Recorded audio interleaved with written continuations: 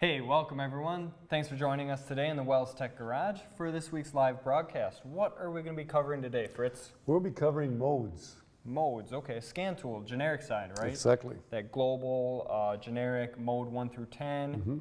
Mode 6, for those of you who are somewhat familiar with it, we're going to be going over that. You know, it's kind of that scary side of the scan tool, side of the scan tool that not a lot of people want to venture into because it's something they don't use a lot, something that's different. It's written in a foreign language.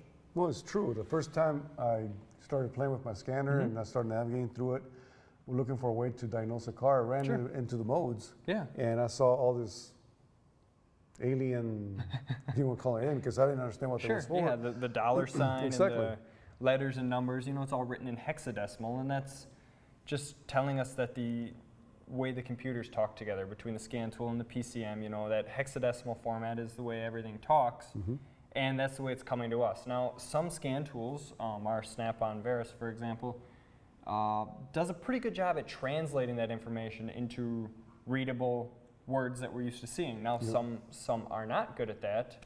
It all depends on what scan tool you use. So we'll talk a little bit about how to decipher that information, where to find that information if you only have like your TIDs or your SIDs or your MIDs. We're going to talk about all those and what they all mean.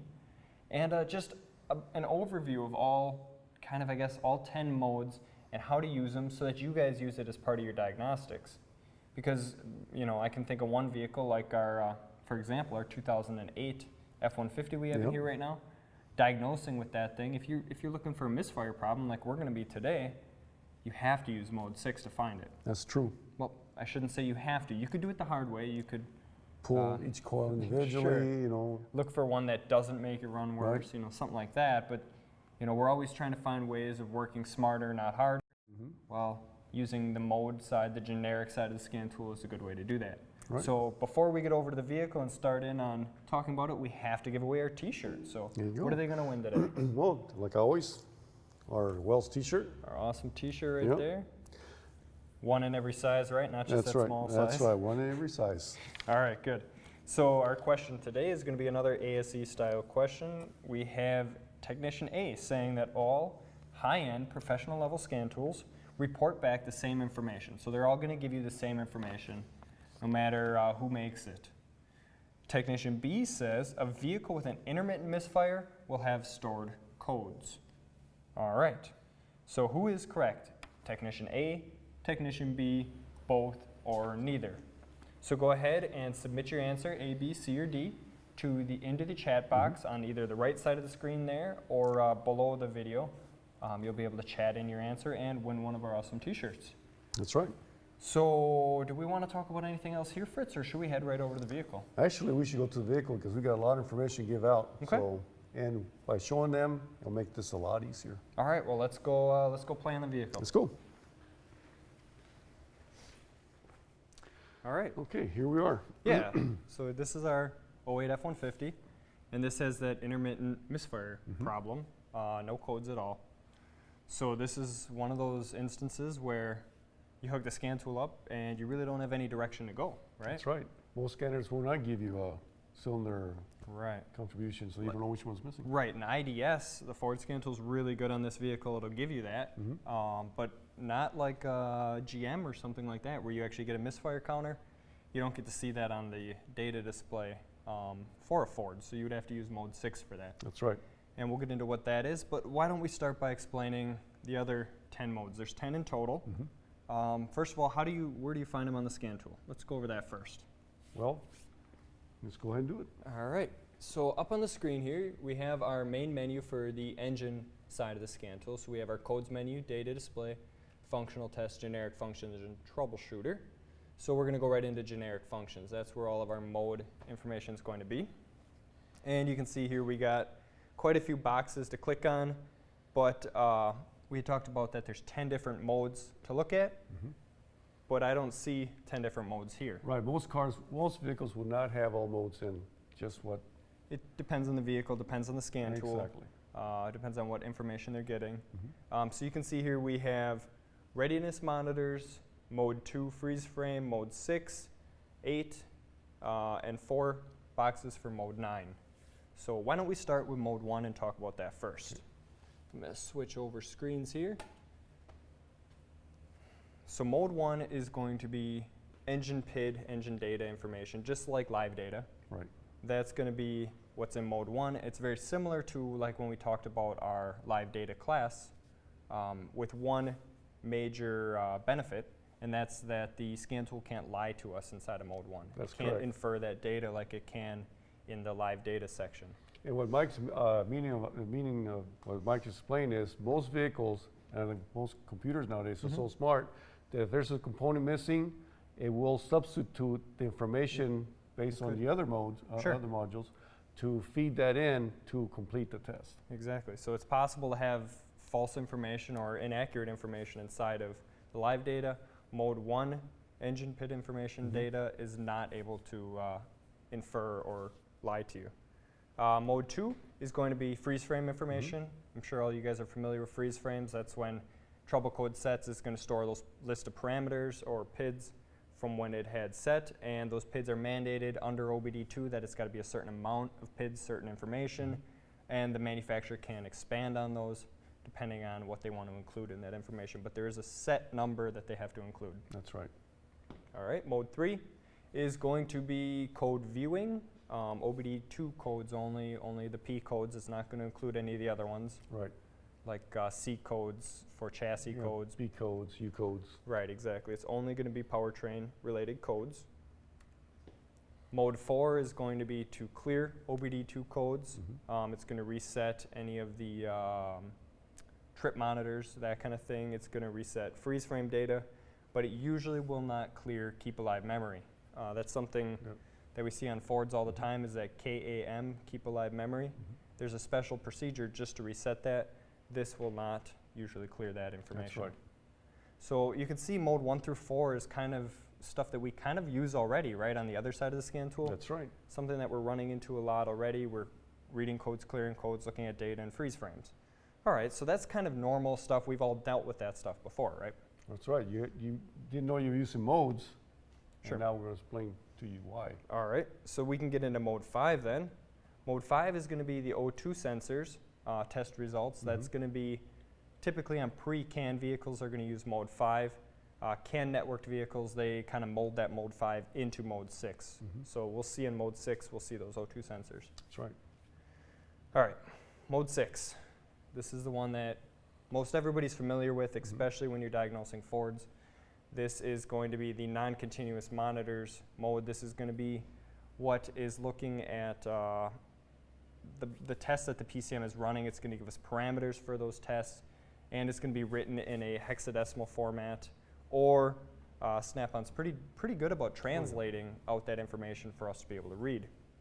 So what if it doesn't translate that information? What if all you see is that hexadecimal? What do you do? Then you got to find the information somewhere else. You got to find the information somewhere else, exactly. So it's written, when it's written in hexadecimal, it's written in a couple different ways. We have TID, SID, and MID. What do they mean? Does it really matter to us? Yes and no. By being able to identify TID, SID, and MID, that will help us to figure out what each one means when we're looking up the information.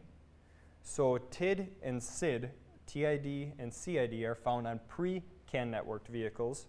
TID is going to be your test ID. That's the overall system. So that's going to be O2 sensors, or misfire, or EGR, or EVAP, or secondary air injection, that kind of thing. That's going to be the overall system. And then SID, CID, is going to be the component ID. That's going to be the individual test. That's right. So are we looking at the O2 sensor heater? Are we looking at the switching rate? Are we looking at EGR pintle? Are we looking at, whatever? It's going to be under that component ID, that individual test. Then we get into CAN networked vehicles, and they kind of throw us for a loop here. CAN networks use MID and TID. All right, so anything CAN networked, you're going to most likely see MID as your overall system. That is monitor ID. That's going to be that EGR, EVAP, secondary air. That's going to be that entire system. And then TID is now used as test ID. That's going to be the individual test. Right. Confusing a TID little bit? becomes SID. Right. But really, what we're looking for is just a way to classify the numbers and how to search for them. So why don't we show them where you can find this information. Sometimes you can find stuff out on all data. For the, find my mouse here. It's your left one. Yeah, it doesn't look like it's working right now. That's yeah. All right. Sometimes you can find Mode 6 info out on all data. It'll include the charts with TID, SID, or MID, and then so you can know what test it's doing, that kind of thing. But you don't always get that stuff out there. Ford is one of the best ones, I think, for finding this kind of information because they include their OBD2 theory. So this is a website here called OAM OneStop. This is including all of the manufacturers' websites for their technical, I guess I would call it the technical side of their website. Typically, this is a place you could go if you're doing reflashing on vehicles, if you're looking for manufacturer-specific training, any sort of manufacturer-specific service information. You can find that by going through this website. Ford is nice enough to offer us some free resources. So we're going to go into mechanical. It'll open up the Ford Service Info website, and I'm going to go to free resources. And I'm going to go to OBD2 theory and operation. Now, this gets pretty wordy inside of here. You'll see we have a whole bunch of different PDF files for all the different model years. And since we're working on a 2008, that's what I'm going to select, model year 08. They have hybrid electric, diesel, all this stuff here. But we're just working on a standard 2008. And you can see at the top, 173 pages of information. That's a lot of information. It's a ton of information, and while it's all good information, is it going to be relevant to diagnosing our misfire? Not all of it, no. Not all of it. So in order to find out what we're looking for here, especially for like the translation of TID, MID, or SID, you can do your search function. So you hold down Control, hit F, brings up this little box right here at the top. And we could just, let's just search out mode $06. And you can see we have 20 options there pertaining to mode 6. And you can see catalyst monitor mode 6 data, MID 21, TID 80 is going to be a bank 1 index ratio and max limit test. So MID 22, TID 80 is going to be bank 2. Let's just continue through this a little bit. And here is misfire mode 6 data. So if we scroll down here, you see this chart here includes all of the MIDs and TIDs for mode 6 misfire. Now this is really, really handy if the scan tool hasn't already translated out the information for you. We're going to go to mode 6 here on the scan tool now, and I'm going to show you that Snap-on was nice enough to give us most of the information for this. So let's go ahead, click on mode 6. And it's going to load up, hopefully here, it'll load up a bunch of different tests, different MIDs, okay, right. Different monitor IDs. And we'll see that here as soon as this loads.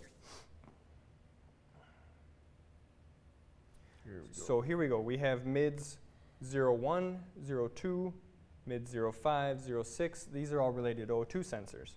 So Snap-on's been nice enough to label MID 01 as O2 sensor, bank 1 sensor 1.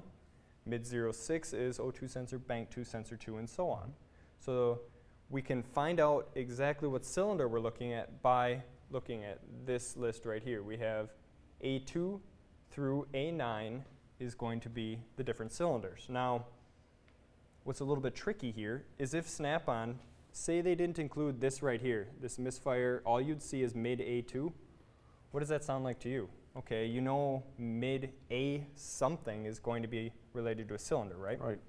Well, A2 sounds like what? Cylinder 2, No. maybe? Well, yeah, maybe, but It it's not. sounds like it, but it's not. So you got to be careful when you're going through your translation of the hexadecimal to make sure you're on the right path, because MID A9 is actually for cylinder 8, not cylinder 9, even though this is an 8-cylinder engine. That's right.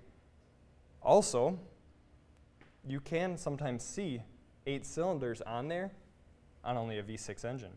That's right. Sometimes that information is on there, and it might actually flag false misfires and counts for cylinders that aren't even present on the engine. So just be careful and make sure you translate things out accurately when it comes down to all this stuff. So you can see A2 to through A9. Let's just take a look at cylinder 8 right now and see if we have any misfires.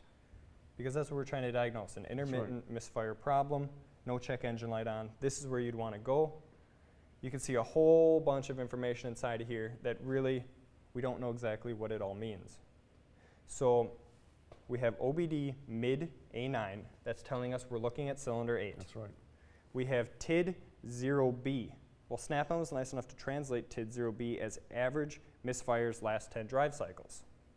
So TID 0B counts the amount of times it's misfired is 0. So our minimum is 0, our maximum is 65,535.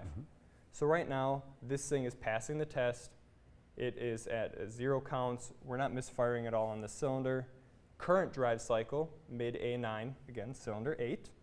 And TID 0C is going to be current drive cycle. Again, 0 counts, 0 and 65,000 again. So cylinder 8's not misfiring at all. We know cylinder 8's not our problem. We have to go on to the next one. Now, we could go through every cylinder here, go through all 8 to figure out what it is. But to save you guys the time, I'm just going to go right to cylinder 1 because I know from diagnosing this vehicle that cylinder 1 is the one that's misfiring already. So we'll get into there and show you guys what it's going to look like for a misfiring cylinder. Again, we're now on mid A2.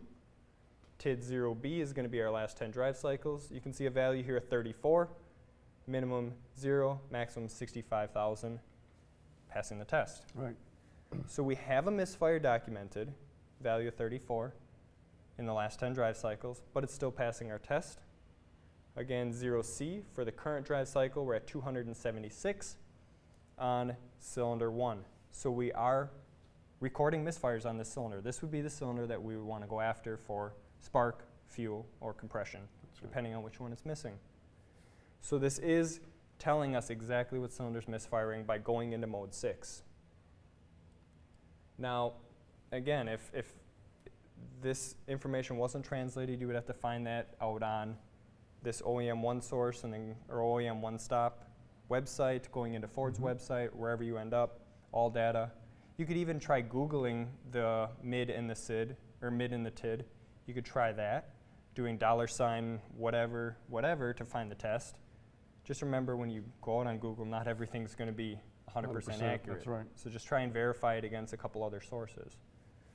Let's go into the O2 sensor test once, and we'll show an option here where it's not translated out. So right now we're looking at O2 sensor, monitor, bank 1, sensor 1. So mid 01, TID 01 is going to be RL sensor threshold written in voltage. Okay, so we're right in the middle, 0.450, minimum is 0, max is 7.995, passing the test, great. Now we see these two here. These are manufacturer specific tests. How do you know what that is? Again, we have mid 01, so that's bank 1, sensor 1, That's correct. and TID 80 and TID 81. What does that mean? Bank 1, bank 2. Well, Or sensor 1, sensor 2. potentially, but we're seeing voltage and amperage, V and A. That's right. So we don't know exactly what we're looking at. So we're going to have to go ahead and do that translation. So I'm going to pop us back to the other screen. And I'm going to search specifically for that test. So I'm going to do $01 because we're looking at bank 1, sensor 1. And then I'm also going to do $, that was 81, right, That's for the right. TID. And you can see right away we're coming up mid 01, TID 81. We're looking at bank 1, sensor 102 sensor, heater circuit. And the unit is amperage. So this is the amperage test for the heater circuit. Okay, it's good information to know. You could see here, in this box right above it, this is the limits for the amperage test depending on the oxygen sensor that's actually in there. That's right. So there's different O2 sensors that go in this vehicle that are going to require different amounts of amperage for the test, or different thresholds for the test. All right, so we know now that TID 81 is for the heater circuit. Let's go back and look at our results of that test.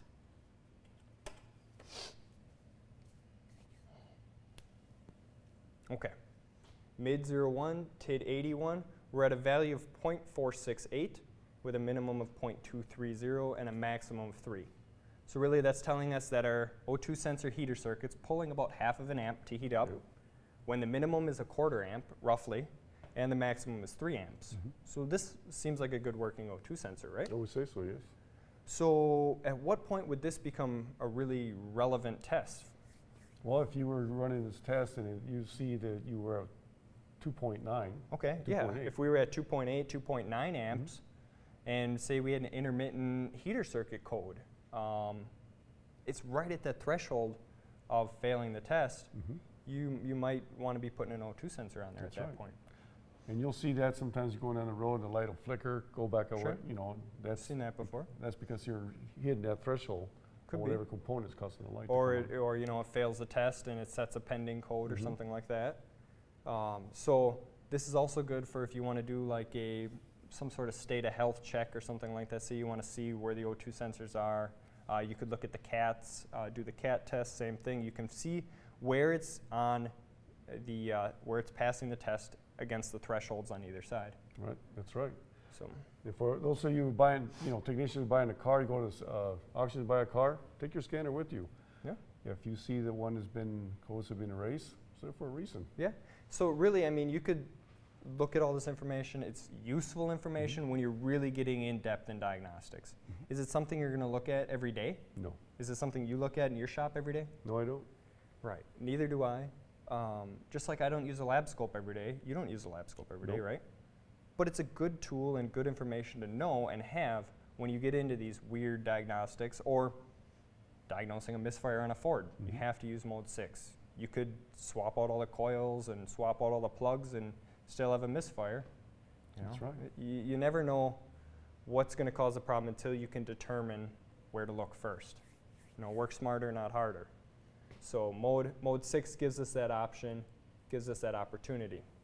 So it's a lot of information in there for mode 6, but again, it's not something you're going to use every day, but it is something that I hope you guys put to use because it can really help you on those hard diagnostics, those hard problems, those head scratchers.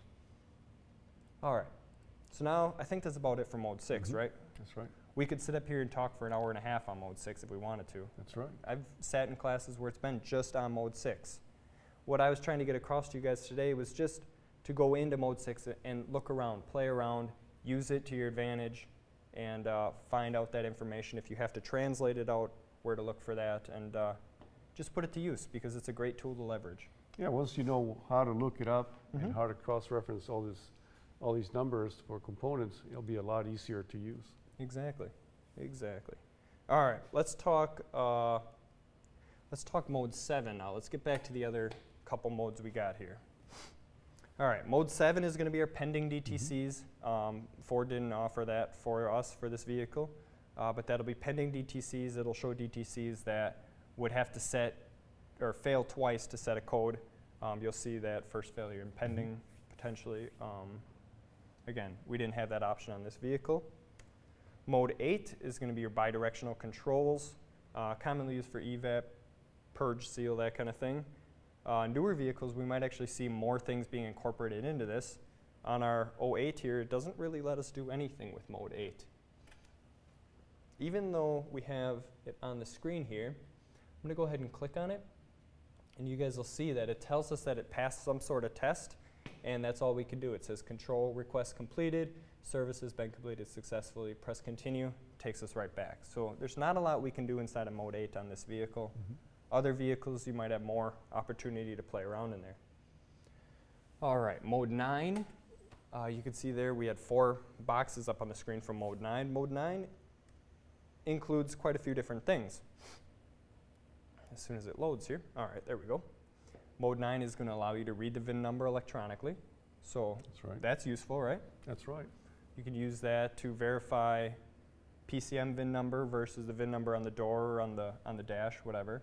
To verify that, you can read the PCM calibration number and verify it before reflashing. I mean, that's super helpful. Oh yeah, definitely, especially on newer vehicles. Mm-hmm. If you have a TSB, Yeah, sure. you can look it up. And you can look up the calibration number. If it's not there, it's not been reflashed. Right, yeah. I mean, there's supposed to be a small sticker under the hood that says the PCM has been reflashed. Well, I can't tell you the amount of hoods that I've popped where that sticker's not there or it's been washed off or whatever. You can verify that calibration number by using mode 9. Right. So the TSB says it's got to be calibration number whatever.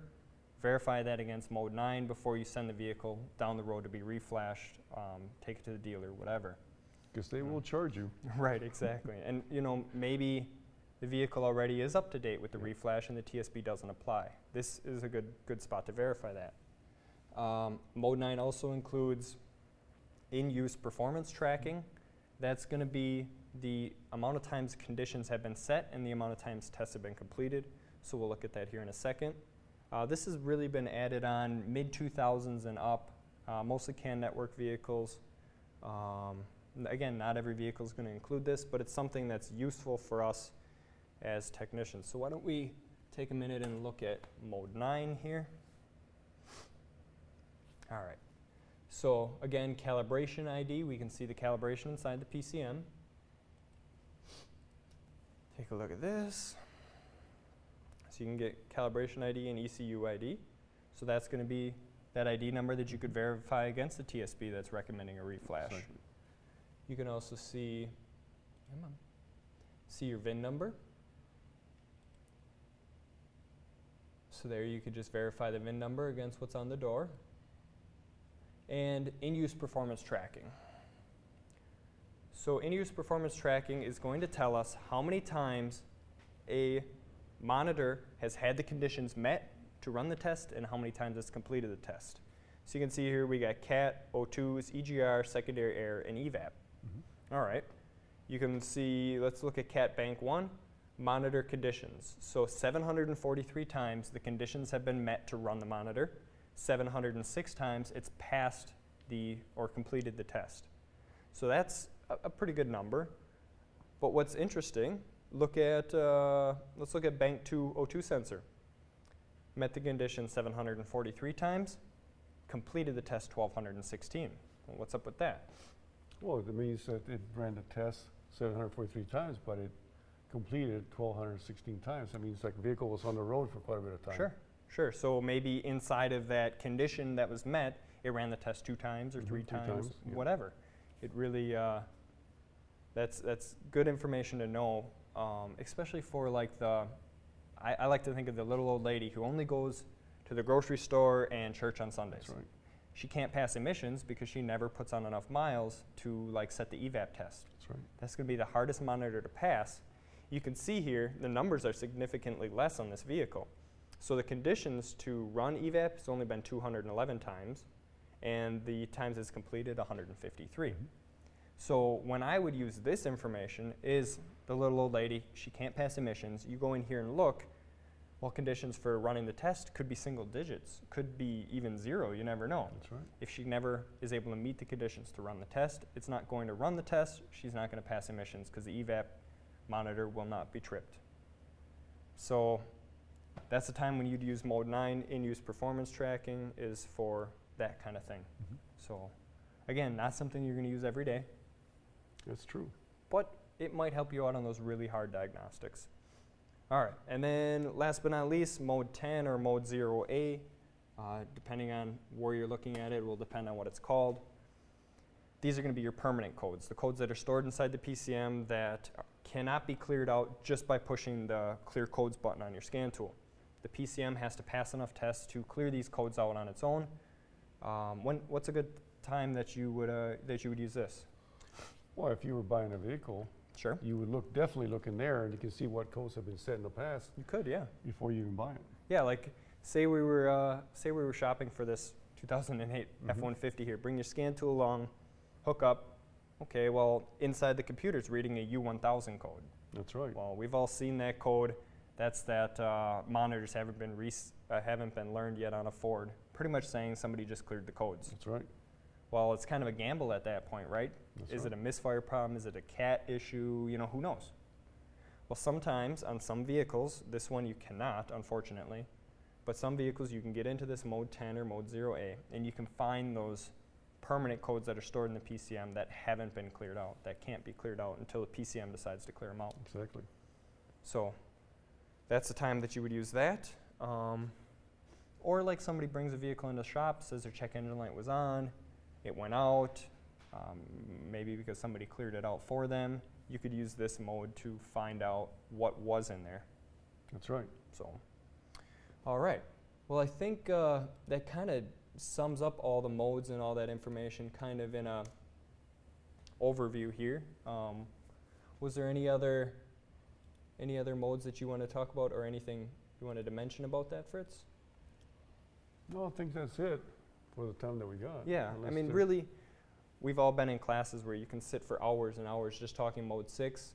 Again, what I just wanted to get across today was hopefully you guys will use it now and use it to your advantage. I'm going to go ahead and bring up and see what we got here for comments, see if anybody answered our Yeah, a if there's t-shirt anything else question? you guys like to find out, please let us know, because this, like Mike said, you can sit here for 2 or 3 hours just going through mode 6, Right. and we can't cover it all. Right, exactly. All right. Oh, we got a lot of questions here, or comments. Let me bring this up in its own window. All right, look at this. All right, so Carlos says he's doing good, thanks. Mike says he's doing well, thank you. And Mike's got a huge interest in this, I guess. Well, hopefully we answered everything to your satisfaction, Mike. J.S. Myrtle's here. He says he's here. Terry's here and ready. And Terry and Hayward says D. J.S. Myrtle says D. All right. So Yeah, we got look at some that. We winners. got some answers. Yeah. The answer to the question was D. Neither technician was right. Not every scan tool is going to give you the same information. I guess Hayward would like your patches too. Oh yeah, the ASE patches look good. Nice shirts. All right. Bob's loving our shirts. Mike says D. Drew is here. Drew is saying, hey Mike, mode 10 for body control works great. Interesting. Awesome. And Drew also says hi to you, Fritz. So awesome, guys. Well, good to hear from you. Everybody who answered D for the question today, which looks like everybody. We're gonna have to make these questions harder, I think. Go ahead and throw my email up on the screen there. You guys can send me out an email, t-shirt size, mailing address, and I will get you one of our t-shirts sent out right away. So I think that's it for today. If you guys have any more questions or comments, go ahead and shoot them in an email to me, and I'd be happy to answer them. And check out the answers to any of the questions during our next Tech Connect episode. And join us for the next broadcast. It's going to be December 1st. Right. So, all right. Well, I think that's it for today. That's right. All right. Well, without you guys being there, we would not be here. So we appreciate it. Thanks for being there. And we'll see you guys again next time in the Wells Tech Garage. Here we go.